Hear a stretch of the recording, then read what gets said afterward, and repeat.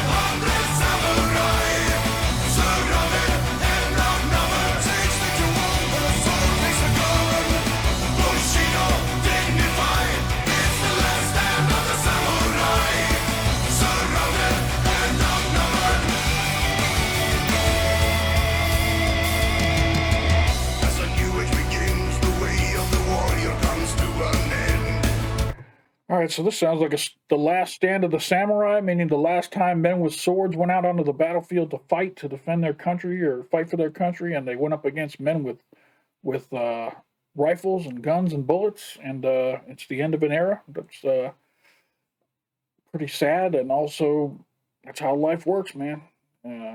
Evolution of war continues to change. If you don't change with it, you're going to be destroyed. So pretty cool. I love the chorus. The chorus on this is really good. A new age begins, the weights of old must apprehend. It's the nature of time that they always must give in. It's the nature of time that the new age comes in sin. An offer of surrender, Saigo ignore contender. The dawn of destiny is near. Is this what they made that movie The Last Samurai about, with Tom Cruise, where he went over into the Orient and taught them how to fight with guns, and they took on the, I think that was a group of samurai in that, so maybe that movie was based on this same story here.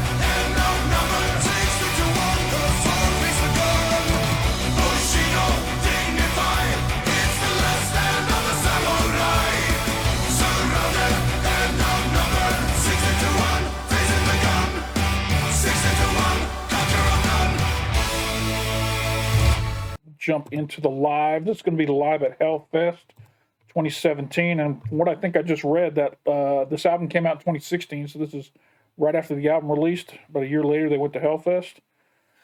Let's see how it was. I don't think I've seen a Hellfest video yet. I've seen a lot of Woodstock. I've seen a lot of Wacken. But I don't think I've seen a Hellfest. So interested to see what this crowd looks like. Here we go. Live Sabaton Hiroyama at Hellfest 2017. Let's do Shiroyama!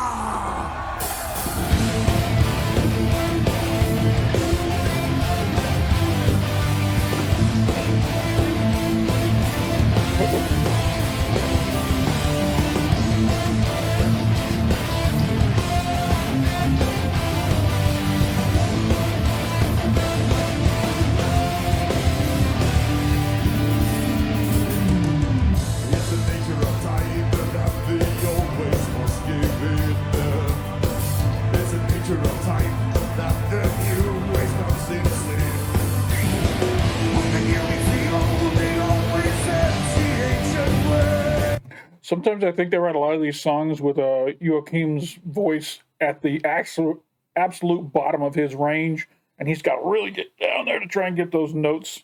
But he likes singing down in that range for some reason. I don't know.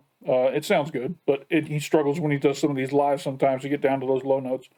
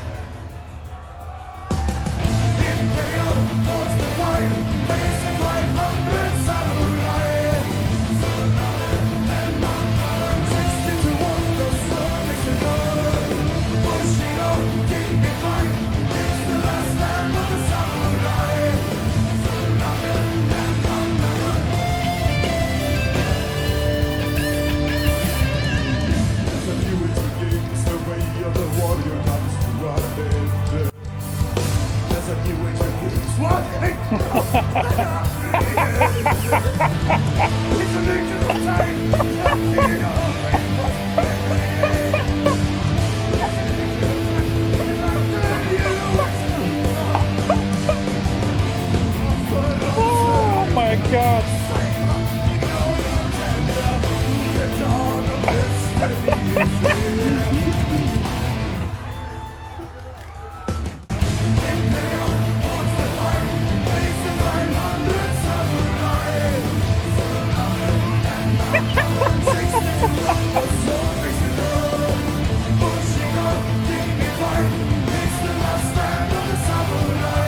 Boys will be boys, man. That is too funny. I love seeing a band having fun on stage, not taking everything too seriously. They got to know that the crowd loves that stuff too. Good for them.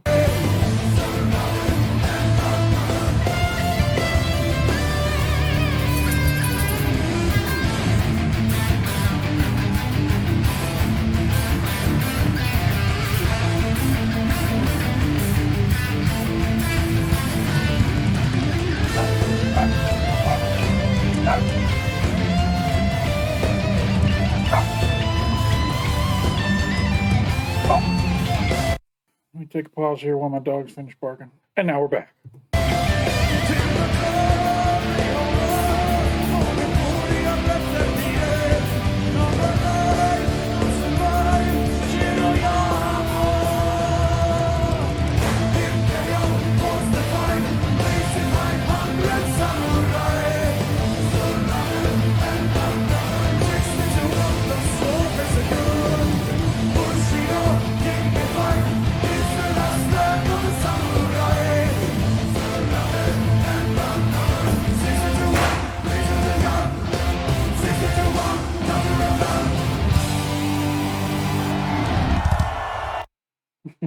All right.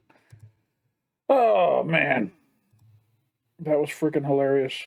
I just love when they can have fun on stage like that. All right, I'm getting ready to jump into the history. For those of you who don't like the history part, I don't know what's wrong with you, but hey, it's your choice. You can leave right now. I appreciate you stopping by. Don't forget to come on back. For everybody else who likes to learn a little bit about the history of these songs, we're going to jump into the Sabaton History channel here. and learn what this was all about. If this was actually a true story, I'm sure it was, because they don't do nothing but true stories over at Sabaton. So here we go. I'm Indy Nidell. And I'm Joachim from Sabaton, and this is Sabaton History.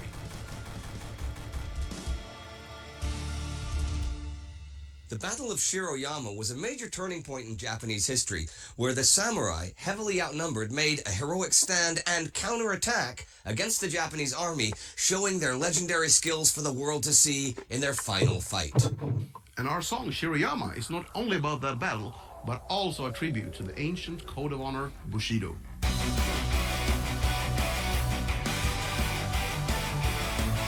Now, in a minute, he's going to tell you a bit about the song, but first, I'm going to tell you the history.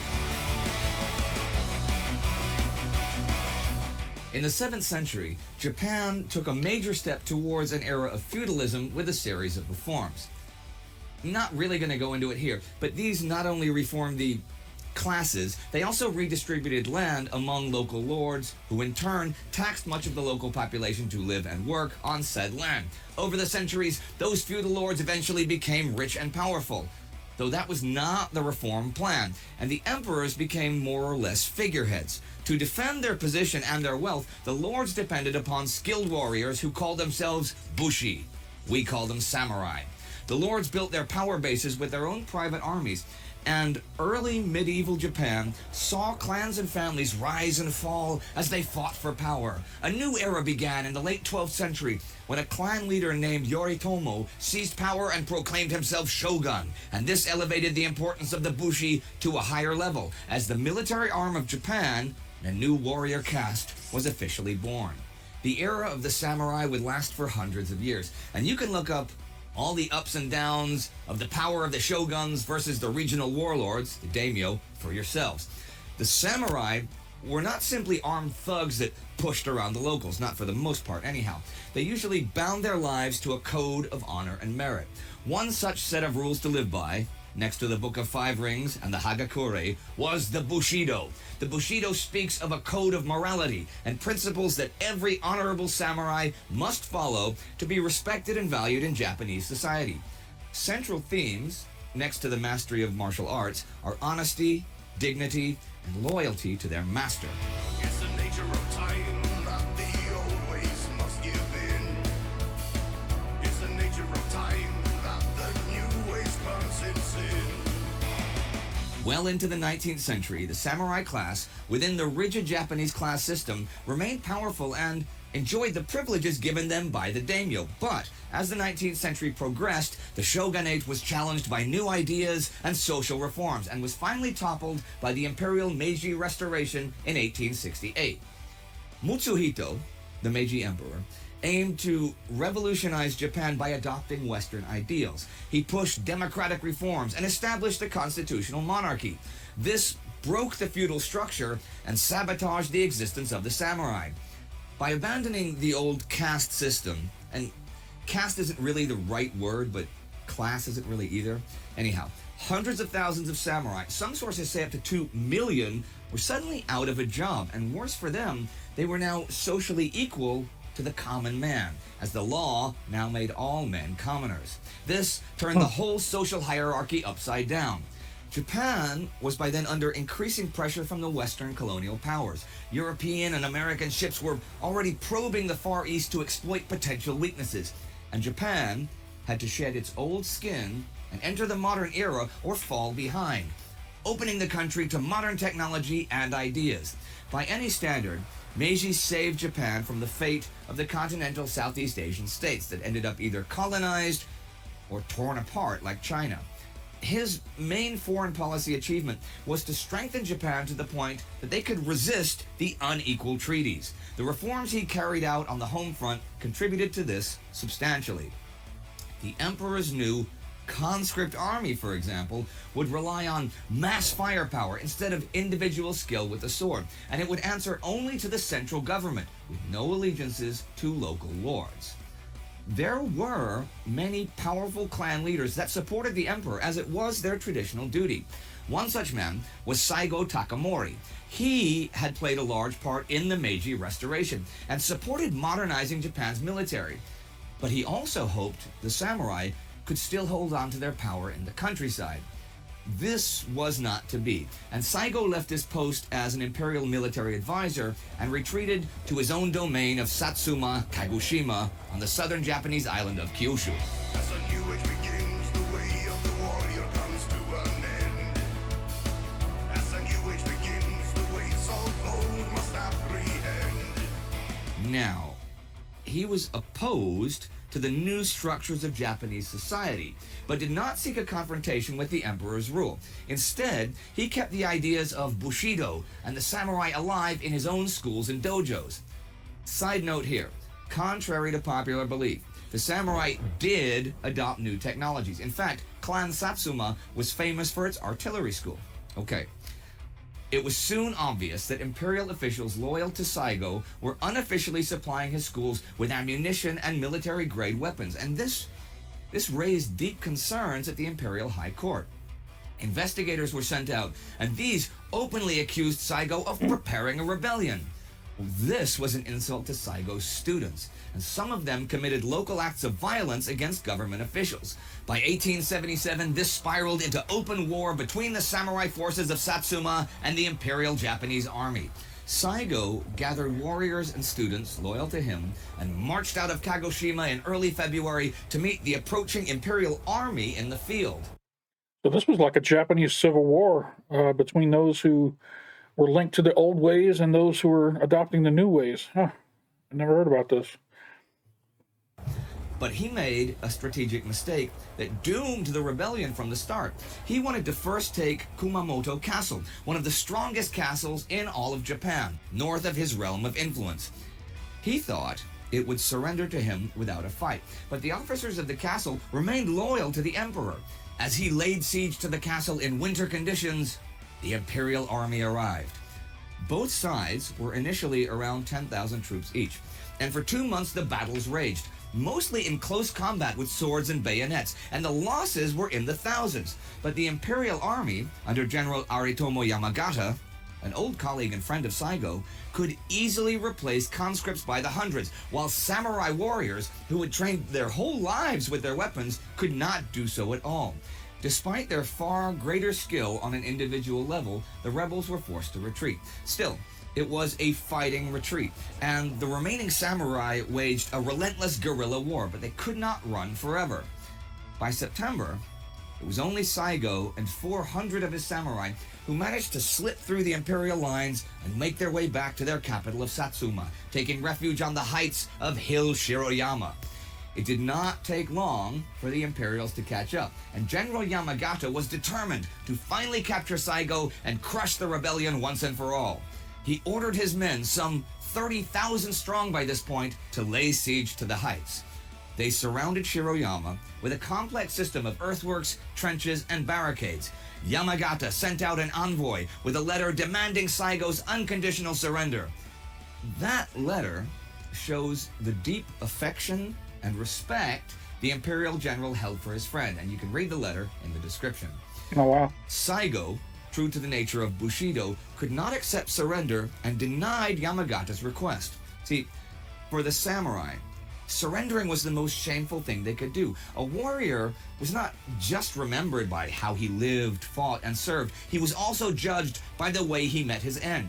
Death, even in defeat, could be the most honorable and glorious act of a samurai's life. And after all, death is inevitable, but giving up or losing heart in the face of defeat is not, and is unacceptable.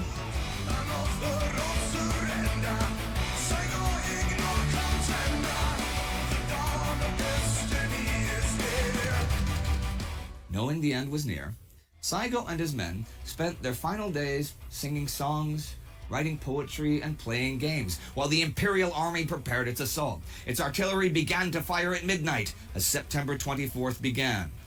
The samurai wished each other farewell and shared a last cup of sake. At 3 a.m., Imperial infantry stormed up the hill. The samurai charged, forcing them into close combat. Now, they could not hope to match the skill of the samurai, and took huge casualties, and their lines fell into disarray, but numbers were on their side. By 6 a.m., only 40 of the samurai were still alive. So, what do you think about that? You know you're going to lose. you know you're absolutely going to lose and everybody's going to die. Should you surrender and save the lives of your men, or should you? I don't know. That's a hard one. I mean, there's one thing to have your pride, but you only got one life. And I guess they're writing songs about him now in the history, so he's done that as far as preserving his legacy. But I don't know. I think if I were faced with certain death and I had an opportunity to save the lives of all my men, I might sacrifice my own legacy to save all those lives. But I guess if they're all living by the same code, I mean, they all know what they got themselves into. And it seems like they met their deaths with a smile on their face. They went out the way they wanted to go out. So, you know, to each his own. And like I say, now we write movies and stories about them. Saigo himself had been mortally wounded, probably from a bullet to the stomach or the hip, though that is uncertain. The legend goes that he was carried back up the hill by one of his closest friends. As they found a quiet spot, Saigo turned one last time in the direction of the imperial palace, bowed, and then got to his knees. He committed seppuku, the traditional suicide, by slicing the abdomen open to preserve his honor. His friend cut off Saigo's head with one stroke and hid it somewhere on the mountain.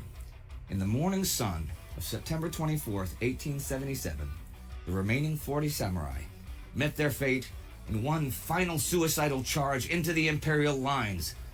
All of them were cut down by gunfire. The defeat at Shiroyama not only meant the end of the Satsuma Rebellion, but the end of the samurai. Japan had entered a new era where such warriors had no place. From now on, the Japanese would wage war with an army made of recruits from all classes and all backgrounds. Saigō Takamori remains a tragic hero whose dedication and skill will always be remembered as examples of the best of his kind, the samurai, and his code, the Bushido.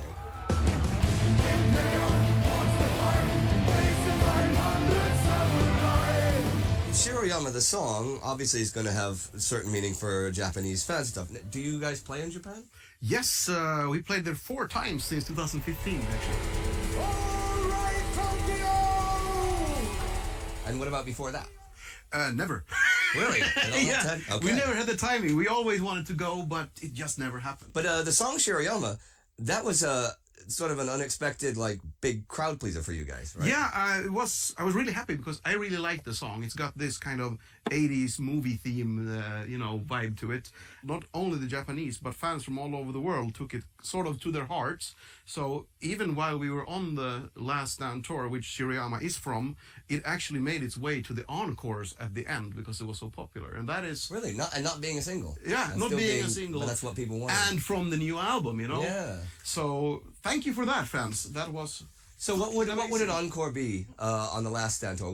How many, 2 or 3 songs? What do you guys do as an encore? On the last run of this tour, we did usually Primo Victoria as the first one could be, and then into Shiroyama, and then finishing up with To Hell and Back. To Hell and Back. Yeah.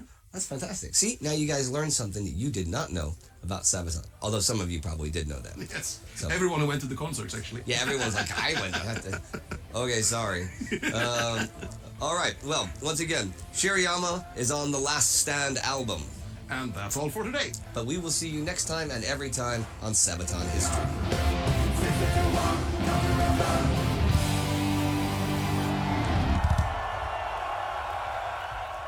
All right, soldiers, you know the drill. Subscribe. Sabaton History, regular Sabaton. World War II, and Time Ghost. Playlist. Click. Click now, soldier! And now, Patreon. Good one.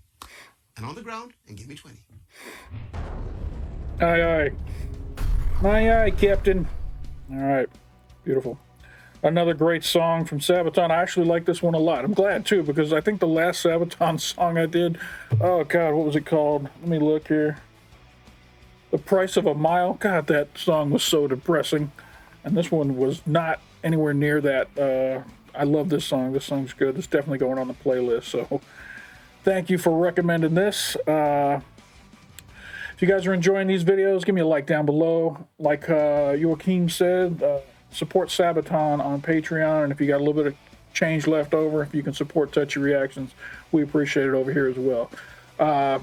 If you're enjoying the ride and you want to come along for the rest of the videos, hit that subscribe button down below, turn that red button gray, and you'll be along for the ride. And I got to say thank you to everybody who's been cheering me on, giving me good recommendations, chatting with me in the comments section. You guys are doing amazing work for me, helping me figure out all these different Sabaton videos, which ones to watch, which ones not to watch, those kind of things. And I'm loving it. You guys are always great and tell me all the history that's not in this. You guys give me all the backstories and all that stuff in the comments, and I love it. So I read every comment. I promise you I read every comment, no matter how big or small.